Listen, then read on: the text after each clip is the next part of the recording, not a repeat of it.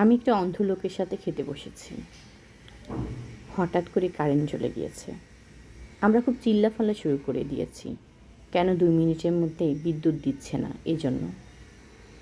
অন্ধ ব্যক্তিটি হঠাৎ বলে উঠল, হুজুর 2 মিনিট কারেন্ট না থাকায় আপনারা এত চিল্লাফাল্লা কেন করছেন? আমি গত 42 বছর ধরে চোখে দেখি না। 42 বছর ধরে আমার লাইফে কারেন্ট নেই। আমার কতটুকু চিল্লানো দরকার বলতে পারেন? আপনাকে আরেকটা কথা বলি, আপনারা স্বপ্নেও অনেক কিছু দেখেন।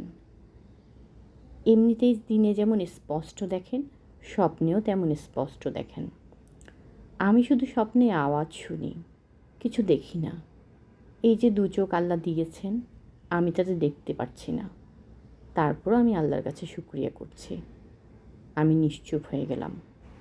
ভাবছি আমার কতটুকু আল্লাহর কাছে শুকরিয়া করা দরকার। আসলে আমাদের যা কিছু থাকে তা নিয়ে আমাদের কখনো তৃপ্তি থাকে না, শুকরিয়া করি না। আলহামদুলিল্লাহ, আল্লাহ যা দিয়েছেন তার জন্য আমি শুকরিয়া।